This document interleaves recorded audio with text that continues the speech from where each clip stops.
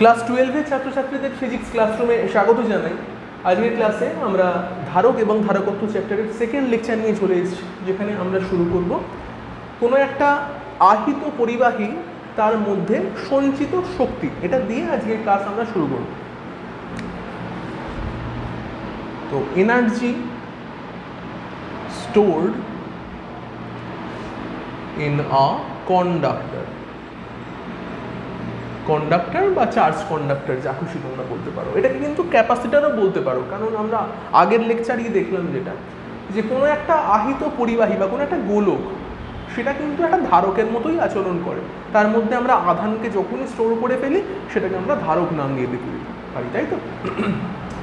তো আমাদের এখানে প্রশ্ন হচ্ছে যে কোনো একটা ধারকের মধ্যে বা কোনো একটা গোলকের মধ্যে বা পরিবাহীর মধ্যে কত পরিমাণ এনার্জি স্টোর হতে পারে যখন সেটা আমরা ধারকে কনভার্ট করে ফেলি। তো কী করি আলটিমেটলি? দেখো, আমাদের কাছে মনে করা যাক যে একটা আহিত পরিবাহী রয়েছে, বা একদম প্রথমটাতে অনাহিত, কিছু নেই প্রথম অবস্থাতে, এটা অনাহিতই ধরে নাও। অনাহিত মানে কি না, এটার মানে আধানও জিরো এবং বিভবও জিরো প্রথম অবস্থায়। আমরা কি করছি, আমরা অসীম দূরত্ব থেকে একটা একটা করে চার্জ নিয়ে এই জিনিসটাকে ফিল আপ করার চেষ্টা করছি, এবং আলটিমেটলি আমাদের চাহিদা হচ্ছে এটাকে আমরা একদম জিরো চার্জ থেকে শুরু করে আমরা এটাকে কিউ চার্জ অবধি ফিল আপ করবো। এই গোলকটাকে প্রথমে একদম চার্জ ছিল না, আস্তে আস্তে কিউ নিয়ে আসছি, নিয়ে আস্তে আস্তে এটাকে আমরা কিউ অবধি ফিল আপ করতে চাই। তো তাহলে সেই কাজটা করতে গেলে কত কার্য হবে, এবং আমরা জানি যে পরিমাণ কার্য আমরা করি কোনো জিনিসের ওপরে, সেই পরিমাণ শক্তি কিন্তু এই জিনিসটার মধ্যে সঞ্চিত হয়। তাহলে আমাদের প্রশ্ন হচ্ছে কি, যেটা আমরা এখানে লিখেছি, যে কত পরিমাণ আধান বা কত পরিমাণ শক্তি সঞ্চিত হবে, সেটা মানে কত কাজ আমরা করলাম, সেই কার্যটাই কিন্তু আমরা আলটিমেটলি বার করব। তো আমরা কার্য বার করার ফর্মুলা কি জানি, কি করতে হয় আমাদের আলটিমেটলি? তো মনে করা যাক যে প্রথমে কোনো আধান কিচ্ছু ছিল না, আমরা একটা মাত্র কিউ আধান ফার্স্টে এনে এখানে বসালাম। তাহলে প্রথম কিউ আধানটা যখন আনলাম তখন কিন্তু আমাদের কোনো কাজ করতে হবে না। কাজ করতে কখন হয়, যখন আমরা কোনো একটা ফোর্সের এগেনস্টে বা ফোর্সের দিকে কাজ করি। মানে কোনো একটা আধানকে কেউ একটা ফোর্স দিয়ে নিজের দিকে টানছে বা রিপেল করছে, তার এগেনস্টে কাজ করতে হচ্ছে, এরকম হলে আমাদের কাজ করতে হয়। তো প্রথম অবস্থায় কী ছিল, কোনো আধান ছিল না। ফার্স্টে কোনো আধান কিন্তু ছিল না। আমরা কি করেছি, একদম ফাঁকা জায়গাতে আমরা একটা অসীম দূরত্ব থেকে একটা কিউ আধান নিয়ে এসে এর ওপরে বসিয়ে দিয়েছি। তাহলে কোনো কাজ করতে হবে না, কারণ ওকে রিপেল করার কেউ নেই, বিকর্ষণ করার কেউ নেই। এবার যে মুহূর্তে এখানে কিউ আধানটা বসে গেল, এরপর থেকে যখন আমি আবার কোনো একটা কিউ আধানকে এর মধ্যে এনে বসানোর চেষ্টা করব, তখন কিন্তু আমাদের কাজ করতে হবে, কারণ এই কিউ আধানটা রয়েছে ওকে বিকর্ষণ করার জন্য। তাহলে এই বিকর্ষণ বলের বিরুদ্ধে একটা কাজ করে আমায় কিন্তু এখানে ঢুকতে হবে। তাহলে কার্যের ফর্মুলা কি? তাহলে ডাব্লিউ ইকুয়াল আমরা জানি কিউ ইন্টু ভি। এটা কিন্তু আমরা বিভবের চ্যাপ্টারে পড়ে ফেলেছি। এবং আমরা কিন্তু এই দুটো চার্জই শুধুমাত্র আনছি না, আমাদের কাজ কি? আমাদের কাজ হচ্ছে কিউ পরিমাণ চার্জ আনা, মানে অসংখ্য এরকম ছোটো ছোটো কিউ চার্জ আমরা নিয়ে আসবো, নিয়ে এসে এটাকে ফিল আপ করে কিউ পরিমাণ আধান এর মধ্যে ভরতে হবে। এই হচ্ছে আমাদের কাজ। তো তাহলে আমরা ভাবতে পারি কি, আমরা খুব ছোট ছোট পরিমাণ ডিকিউ অ্যামাউন্ট করে চার্জ আমি ধরো নিয়ে আসছি, তাহলে আমাদের একটা কোনো ছোট্ট কার্য হচ্ছে। তাহলে আমরা লিখতে পারি জিনিসটাকে এরকমভাবে, যে ডিকিউ অ্যামাউন্ট অফ চার্জ আমি যখনই এই একটা কন্ডাক্টরের মধ্যে নিয়ে আসবো, তখন আমাদের যে স্মল ওয়ার্ক ডান হলো তাকে আমরা লিখবো ডিডাব্লিউ, সেটা ইকুয়াল ডিকিউ ইন্টু ভি। পরিষ্কার কথা হলো? তাহলে মোট কাজ কত হবে? আমরা করব কি, এই ডিডাব্লিউ যেটা করছি আমরা, ছোটো ছোটো কাজ করছি, তাকে ইন্টিগ্রেশন করব। লিমিট কি? লিমিট হচ্ছে 0 থেকে আপার লিমিট হচ্ছে q. Lower limit 0, upper limit q, মানে প্রথমে কোনো চার্জ ছিল না, সেখান থেকে আমরা কিউ পরিমাণ চার্জ এর মধ্যে ভরছি। কার্য কত? ডিডাব্লিউ করে করে কাজ করে যোগ করছি, যেটা সেটা হচ্ছে মোট কার্য। বোঝা গেল? সেই মোট কার্যটাই এর মধ্যে শক্তি হিসাবে জমা হবে। তাহলে কি দাঁড়ালো, ইন্টিগ্রেশন 0 থেকে কিউ, ডিডাব্লিউকে আমরা কি লিখতে পারি? ডিকিউ ইন্টু ভি, যেটা এখানে লিখে রেখেছি সেরকম লিখতেই পারি। আচ্ছা, আমরা আগের দিনের লেকচারে একটা ফর্মুলা শিখলাম। কি শিখলাম?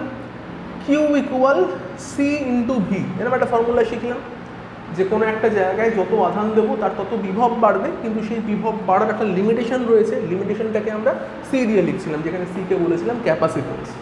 তাহলে ভিকে আমরা কি বলতে পারি? Q by c. তাহলে ভিকে আমরা লিখতে পারি কি? কিউ বাই সি, সেটা এখানে লিখতেই পারি। তাহলে কি হলো, ডাব্লিউ ইকুয়াল লিখছি 0 থেকে কিউ এর লিমিটে ইন্টিগ্রেশন করব dq into q by c হলো। তাহলে এখানে সি হচ্ছে একটা কনস্ট্যান্ট, সেটা ইন্টিগ্রেশনের বাইরে আসবে। তাহলে হচ্ছে কি 1 by c 0 to q, q dq. ইন্টিগ্রেশনটা করলে কি হবে, কিউ স্কোয়ার বাই টু। তোমরা যারা ইন্টিগ্রেশন শেখোনি এখন তাদের জন্য বলি, ফর্মুলা হচ্ছে x to the power n dx. X to the power n plus one হয় বাই এন প্লাস ওয়ান হয়, মানে পাওয়ারটা একবার এক দিয়ে যোগ হয়, নিচে এই পুরোটা আবার বসে যায়। এই হচ্ছে ফর্মুলা ইন্টিগ্রেশনের। তাহলে এখানে কি আছে, কিউ ডি কিউ আছে, পাওয়ার কত ওয়ান, তাহলে ওয়ান প্লাস ওয়ান টু হবে ওপরটাতে, তাহলে কি হচ্ছে ওয়ান বাই সি।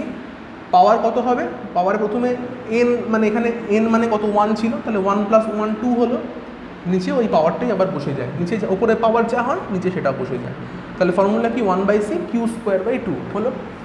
এবার লিমিটটা দিতে হবে। লিমিট দেওয়ার নিয়ম কি, উপরে একবার কিউ লিখবো, নিচে একবার জিরো লিখবো। এই কিউটা আপার লিমিটটা উপরে, লোয়ার লিমিটটা জিরো নিচে লিখতে হবে। ফর্মুলা হচ্ছে এইরকম যে এই স্মল কিউয়ের জায়গাতে এই ক্যাপিটাল কিউটা একবার বসে একটা জিনিস যেটা দাঁড়ায় মাইনাস এই লোয়ার লিমিটটা একবার বসে যায়। আমি এখানে ছোট্ট করে একটু ফর্মুলা তোমাদের দেখিয়ে দিই যারা জানো না তাদের জন্য, কারণ অনেকেরই হয়তো ইন্টিগ্রেশনটা শেখা হয়নি এখন অবধি, তাই একটু দেখিয়ে দেওয়া উচিত আমার। ধরো লিমিট রয়েছে এক্স ওয়ান থেকে x two, x to the power n dx. এই তো হচ্ছে জিনিসটা। কীভাবে লিখবো, x to the power n plus one by n plus one, এটা হচ্ছে ফর্মুলাটা। এবার এখানে কি এক্স টু আছে ওপরে, নিচে এক্স ওয়ান আছে। নিয়ম হচ্ছে এক্স টুটাকে প্রথমে এক্সের জায়গায় লিখতে হয়, মানে এরকম n plus one by n plus one, minus x ওয়ানটাকে একবার লিখতে হয়, মানে x one to the power n plus one by n plus one. এই হচ্ছে নিয়ম, ঠিক আছে। তো এখানে দেখো কিউ ডি কিউ ছিল, কিউ এর পাওয়ার তাহলে কত ছিল, ওয়ান ছিল, তাহলে করবো কি ওয়ান প্লাস ওয়ান করবো, এনটা এখানে ওয়ান, তাহলে ওয়ান প্লাস ওয়ান টু, নিচে টু বসে গেছে। আপার লিমিট কিউ আছে, লোয়ার লিমিট জিরো আছে, তাহলে আমার লেখার নিয়মটা কি, এই স্মল কিউয়ের জায়গায় ক্যাপিটাল কিউ লিখবো, স্কোয়ার বাই টু, মাইনাস কিউয়ের জায়গায় বসবে zero, zero square by two. এই হচ্ছে এই ফর্মুলা থেকে কিন্তু এই জিনিসটা এলো। এসে কত পেলাম, তাহলে পেলাম q square by two c. এই হচ্ছে তাহলে আমার কার্যের ফর্মুলা বা কার্যের যে মানে পরিমাপ সেটা। আচ্ছা, এই জায়গাটা মুছছি তাহলে।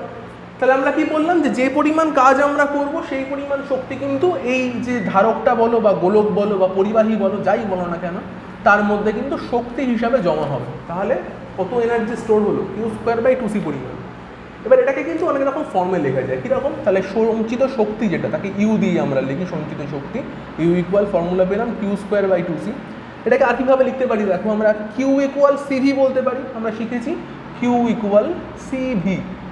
তো তাহলে কিউ এর জায়গায় আমরা সিভি বসাতে পারি, তাহলে কি c square v square by two c, তাহলে কি দাঁড়ালো হাফ সি ভি স্কোয়ার। তাহলে সঞ্চিত শক্তি কত হলো, হাফ সি ভি স্কোয়ার। এটাও লিখতে পারো বা এটাও লিখতে পারো। অনেক সময় যেটা হয় তোমাদের পরীক্ষায় ডাইরেক্ট বলে দেয় যে প্রমাণ করো ধারকের সঞ্চিত শক্তির পরিমাণ হাফ সি ভি স্কোয়ার, তখন তো এটা করলে হবে না, তখন এটাই করতে হবে। তাই জন্য এইটা অবধি করে শিখে রাখবে আর কি। আর না হলে যদি বলে শুধু পরিমাণ শক্তি নির্ণয় করো, এই অবধি করলে এনাফ, তখন কিন্তু এটা করার কোনো দরকার নেই, মানে ফালতু এক্সট্রা খাটনির কোনো প্রয়োজন নেই। এই অবধি করবে, নাম্বার পেয়ে যাবে। এটা একমাত্র চাইলে তখনই করবে, এবং এটা বহু ফর্মুলাতে ইউজ করতে হয়। অনেক অঙ্কে থাকবে, সেখানে তোমাদের সি মানে ধারকত্ব বলে দেবে, বিভব বলে দেবে, দিয়ে বলবে যে এনার্জি কত, তখন কিন্তু এই ফর্মুলাটা লাগবে। সেই কারণে ফর্মুলাগুলো একটু মুখস্থ রেখে দেবে, তখন কোনটা লাগে সেই হিসাবে আর কি। যাই হোক, এটা শেখা হলো। নেক্সট টপিকে যাচ্ছি। নেক্সট টপিক যেটা, সেটা হচ্ছে যে সমবিভবযুক্ত ধরো দুটো পরিবাহী রয়েছে, এবং সেই পরিবাহীর মধ্যে আমরা কি করছি, আধান দিয়ে দিচ্ছি। তখন কি হবে, কত কত করে আধান ওর মধ্যে প্রতিটা পরিবাহী পাবে, সেইটা আমরা দেখছি। তো কি বলছি, হেডিং দেব সমবিভবযুক্ত দুটি পরিবাহীর মধ্যে আধান বন্টন। আধান বন্টন কি হচ্ছে দেখো, ভালো করে খেয়াল করো। ধরো দুটো পরিবাহী রয়েছে, হ্যাঁ, দুটো পরিবাহী, তাদের প্রত্যেকের বিভব সেম বলেছে, হ্যাঁ, সমবিভব বলেছে, মানে এটার বিভবও ভি, এটার বিভবও ভি। আমি ধরে নিলাম এটা এ নাম দিচ্ছি, এটাকে বি নাম দিচ্ছি, এটা এ পরিবাহী, ওটা বি পরিবাহী, এবং দুজনেরই বিভব ভি আছে, এটারও বিভব ভি, এটারও বিভব ভি আছে। ওকে, কি করেছি দেখো, এদেরকে একটা তার দিয়ে কানেক্ট করে দিয়েছি, এরা কানেকশন রয়েছে, মানে একজন কোনো আধান পেলে অন্যজনের মধ্যে সেটা ফ্লো করতে পারে, এরকম একটা ব্যবস্থা করে রেখেছি। এবার করেছি কি, আমরা একটা কিউ আধান নিয়ে দিয়ে দিয়েছি, এবং একটা জিনিস বলা হয়নি সেটা বলে রাখি, সেটা হচ্ছে যে এ গোলক যেটা, তার ধারকত্ব ধরে নাও C1, আর বি গোলকের ধারকত্ব ধরে নাও C2। এটা কেন বলছি না এ বি ইকুয়াল নাও হতে পারে, মানে সাইজ অনুযায়ী বলছি। তোমরা জানো যে ধারকত্ব সাইজের উপর ডিপেন্ড করে, যদি বড় গোলক হয় তাহলে ধারকত্ব বেশি হবে, ছোট গোলক হলে ধারকত্ব কম হবে, আগের দিন লেকচারে বলেছি। তো সেই অনুযায়ী যদি ধরে নাও যে আমরা কিউ পরিমাণ আধান দিই, তাহলে কি হবে, এ কিছু পরিমাণ আধান নেবে, মনে করো Q1 পরিমাণ আধান এ নিল, বাকি আধানটা বিকে পাঠিয়ে দিল, তাহলে বি কত আধান পেল, Q2 আধান পেল। তাহলে মানে সেট আপটা এরকম টাইপের হবে। সমান বিভব ছিল, ধারকত্ব আলাদা ছিল, আমি কিউ আধান দিয়েছি একটা গোলককে, এদের মধ্যে একটা সংযোগ আছে বলে এরা আধান ট্রান্সফার করতে পারে, তাহলে এ কিছু আধান নেবে, বি কিছু আধান নেবে। এবার কত আধানকে নিল সেটা ডিপেন্ড করবে কার ধারকত্ব কত। যার কম ধারকত্ব সে কম আধান নেবে, যার বেশি ধারকত্ব সে বেশি আধান নেবে। এই তো গল্প মোটামুটি। তো এই আধানের যে বন্টনটা হলো, তার ফলে Q1 আর Q2 এর মান কত সেটা আমাদের বার করতে হবে। তো আলটিমেট আমরা এখান থেকে কি দেখলাম, যে Q ইকুয়াল কিন্তু Q1 প্লাস Q2, এটা তো হবেই, তার কারণ আধান তো আর বাইরে ছিটকে চলে যাবে না। আমি Q আধান দিয়েছি, সেটা দুভাগে ভেঙে গেছে, ওয়েস্ট হয়নি, লস হয়নি কোথাও না, তার জন্য কি টোটাল আধানটা Q। এবার দেখো এখান থেকে বলতে পারি কি, আমরা ফর্মুলা জানি Q ইকুয়াল CV, তাহলে V কত, V কে আমরা Q/C বলতে পারি, তাহলে প্রথম গোলকের ক্ষেত্রে V ইকুয়াল বলতে পারি Q1/C1, দ্বিতীয় গোলকের ক্ষেত্রে কি বলতে পারি, Q2/C2। তাহলে দেখো অনুপাতিক হার সমান V এর সঙ্গে, তাহলে আমরা এখানে যেটা করতে পারি, আমরা এখানে সংযোজন প্রক্রিয়া লাগাবো। সেই ক্লাস 10-এর ভেদে তোমরা পড়েছিলে সংযোজন প্রক্রিয়া, সেটা এখানে লাগাচ্ছে। দুটো অনুপাত যখন সমান হয় তাদের যোগফলের অনুপাতও সমান হয়, মানে Q1 plus Q2 by C1 plus C2, এই যে অনুপাতটা সেটা এই প্রত্যেক ইন্ডিভিজুয়ালের সঙ্গে সমান হবে। হলো, তাহলে Q1 প্লাস Q2 মানে কত, Q, ওপরটাকে আমরা Q লিখতে পারি, নিচেটা কি C1 প্লাস C2।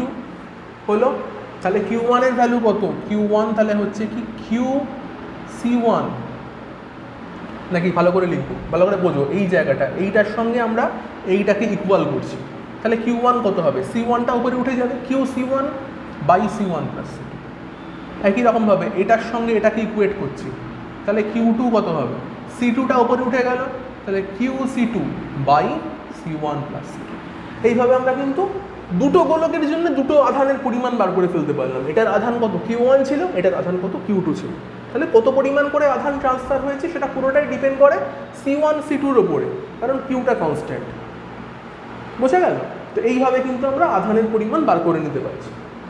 নেক্সট করাবো যেটা সেম জিনিসই, কিন্তু এবার যেটা হবে ভিন্ন বিভবযুক্ত দুটো পরিবাহী। আগেরটা কি ছিল, সমবিভবযুক্ত দুটো পরিবাহী ছিল, এবার করে দিচ্ছি কি ভিন্ন বিভব করে দিচ্ছি। আলাদা বিভব যদি থাকে তখন কি হয়, তাহলে সেম জিনিসই কিন্তু ভিন্ন বিভবযুক্ত দুটো পরিবাহীর মধ্যে আদান বন্টন। তাহলে কি আগের মতোই গল্প, দুটো গোলক নিয়ে নাও, এ আর বি দুটো গোলক, এর ধারকত্ব C1, এর ধারকত্ব C2, এর বিভব V1, এর বিভব V2। হলো, এর আধান Q1, এর আধান Q2, এর আমরা দিয়ে দিয়েছি। এবার প্রশ্ন যেটা হবে সেটা হচ্ছে যে এরম অবস্থায় তো রয়েছে এরা, এদের বিভব আলাদা, আধান আলাদা, ধারকত্ব আলাদা, সব আলাদা। তো এর পরে যদি আমি এদের একটা তার দিয়ে সংযোগ করে দিই, কোনো একটা কানেক্টর দিয়ে, একটা পরিবাহী তার দিয়ে কানেক্ট করে দিলাম এ আর বিকে, তাহলে কি হবে, এদের বিভব তখন সমান হয়ে যাবে। আমরা জানি যে এদের মধ্যে আধানের ট্রান্সফার হতে থাকবে ততক্ষণ পর্যন্ত যতক্ষণ না অবধি দুজনের বিভব সমান হয়ে যায়। দুটো আলাদা বিভবযুক্ত যদি পরিবাহী থাকে, একটা তার দিয়ে কানেক্ট করে দিলে আধানের ট্রান্সফার হতে থাকবে ততক্ষণ পর্যন্ত যতক্ষণ পর্যন্ত না দুজনের বিভব সমান হয়ে যায়। এটা মনে রাখবে, এই শব্দটা ভীষণ ইম্পর্টেন্ট এই কথাটা। তো তাহলে কানেক্ট করার আগে কি অবস্থা ছিল সেটা আমরা দেখব, কানেক্ট করার পরে কি হয় সেটা আমরা দেখব, ঠিক আছে? তা কানেকশানের আগে কি ছিল, কানেকশানের আগে ছিল কি Q1 ইকুয়াল ছিল C1 V1, Q2 ছিল C2 V2, এটা কানেকশানের আগে। তাহলে কানেকশানের আগে মোট আধান তাহলে কত ছিল, কানেকশানের আগে মোট আধান, তাহলে সংযোগের পূর্বে কানেকশানের আগে মোট আধান, তাকে যদি আমরা Q বলে লিখি, সেটা কত ছিল, Q1 প্লাস Q2 ছিল। তাহলে লিখতে পারি C1 V1 plus C2 V2। এইবারে ধরো আমরা কানেকশন করে দিলাম, কানেকশন করলে কি আধান এখান থেকে ওখানে যাবে, বেশি থেকে কমে যাবে, এইসব হবে, বেশি বিভব থেকে কম বিভবের দিকে যাবে। তো যেই কানেকশন করলাম তখন বিভব কিন্তু আর V1 V2 থাকবে না, তখন বিভবগুলো দুজনেরই কিন্তু ভি হয়ে যাবে। তখন কি হবে, তখন Q1 প্রাইম সেটা হবে C1V, Q2 প্রাইম সেটা হবে C2V। ভালো করে বোঝো কেসটা। কেন Q1 না লিখে Q1 প্রাইম লিখছি, কারণ আধান তো কিছু এখান থেকে ওখানে চলে গেছে, তাহলে আধান কমে গেছে, কমে যাওয়া আধানটাকে লিখছি Q1 প্রাইম। কিছু আধান চলে যাওয়ার পরে এখানে আর Q2 আধান নেই, Q2 আধান বেড়ে গেছে, সেটাকে লিখছি Q2 প্রাইম। বোঝা গেল কেন Q1 Q2 লিখছি না। আর এগুলো তো ফর্মুলা CV। এবার এখানে তো C1টা পাল্টাবে না, C1 ধারকত্ব, বিভবটা চেঞ্জ হয়ে V হয়েছে, এখানেও বিভবটা চেঞ্জ হয়ে V হয়েছে, এই জন্য এরকম লিখলাম, দুজনেরই বিভব V হয়ে গেছে। তাহলে এটা সংযোগের পরে হচ্ছে। তাহলে সংযোগের পরে কি হলো, সংযোগের পরে, এই পুরো কেসটা কিন্তু সংযোগের আগে, এই কেসটাও এই কেসটাও। এবার সংযোগের পরে, সরি এই কেসটা সংযোগের আগে, এইটা আর এটা সংযোগের আগে, সংযোগের পরে এই কেসটা, আর তারপরে যেটা লিখছি মোট আধান, সংযোগের পরে মোট আধান সেটাও কিউই থাকবে, Q1 prime plus Q2 prime. টোটালটা যোগ করলে তো এই কিউ এর সঙ্গেই সমান হবে, কারণ আধান তো কোথাও হারিয়ে যায়নি, পুরোটা এর মধ্যেই আছে, লস হয়ে যায়নি। তো সেটা কত, C1V প্লাস C2V হলো। তো এবার দেখো এখান থেকে একটা ইকুয়েশন দাঁড়ালো, এটা 1 নম্বর ইকুয়েশন, এটা 2 নম্বর ইকুয়েশন। তো এই 1 আর 2কে যদি আমরা ইকুয়েট করি, 1 আর 2কে যদি আমরা ইকুয়াল করে দিই, দুটো কিউকে সমান করে দিলাম, তাহলে কি পাবো, কি পাবো সেটা এইখানে লিখছি, ওপরটা মুছে দিলাম।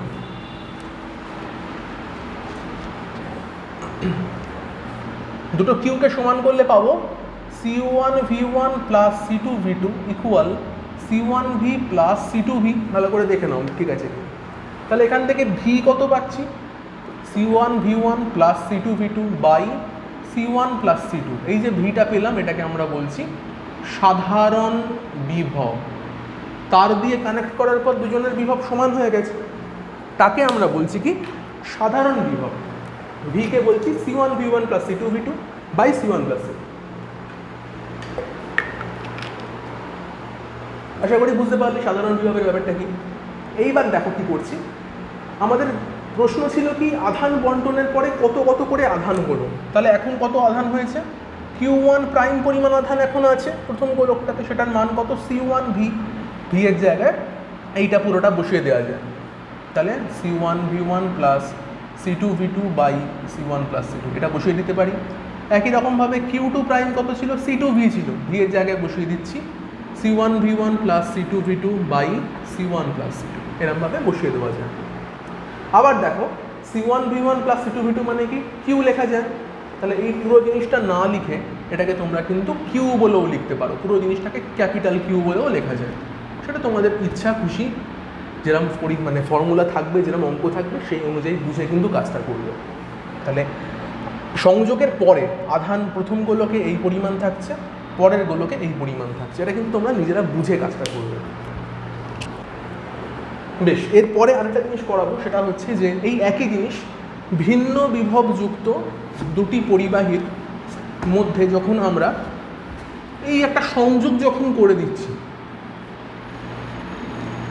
তখন একটা এনার্জি লস হয়। তো সেই এনার্জি লসের ভ্যালুটা কত সেইটা আমরা বার করার চেষ্টা করব।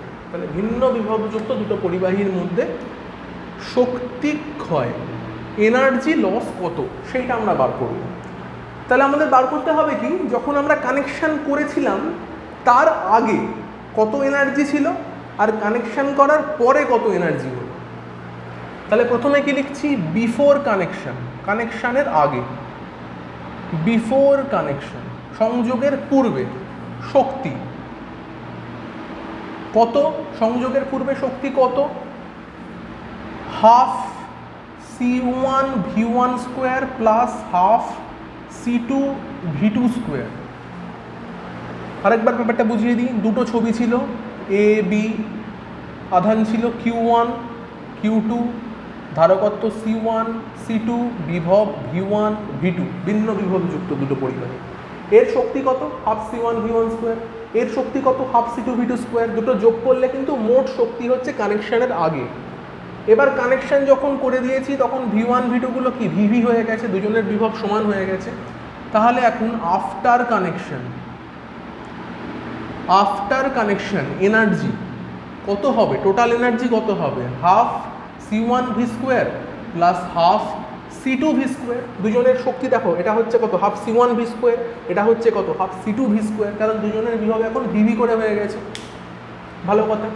এবার তাহলে এনার্জি লস কত হলো সেটা এখান থেকে বার করা যায়, শক্তি ক্ষয় কত হলো।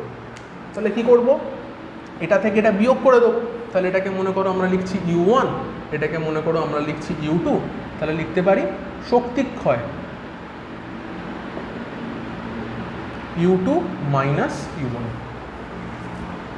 কত হবে, half C1 V square plus half C2 V square minus half C1 V1 square minus half C2 V2 square হলো। আচ্ছা, এখানে যে ভি স্কোয়ারটা লিখেছি সেই ভি স্কোয়ারটা কিন্তু আমরা এখান থেকে কমনও নিতে পারি এবং ভি এর জায়গায় আমরা কত বসিয়ে দেবো, ভি এর জায়গায় আমরা বসাতে পারি C1 V1 plus C2 V2 by C1 plus C2। এই ভ্যালুটা কিন্তু আমরা এই ভি এর জায়গাতে বসিয়ে দিতে পারি এবং টোটালটা সলভ করলে দেখা যাবে, যেটা আমি একদম আনসারটা লিখছি তোমরা কিন্তু করে দেখাবে কত হচ্ছে। এটা করলে আসবে half C1 C2 by C1 plus C2 into V1 minus V2 whole square. এইটা আসে এই পুরো বিয়োগটা করলে, এবং অবশ্যই তোমরা কিন্তু এই দুটো ভি এর জায়গাতে এই ভ্যালুটা বসাবে যেটা আমরা আগে সাধারণ বিয়োগ হিসেবে বার করলাম, সেই ভ্যালুটা বসাবে, করে বিয়োগ করবে, করলে কিন্তু আলটিমেট এই টার্মটা আসবে। ঠিক আছে।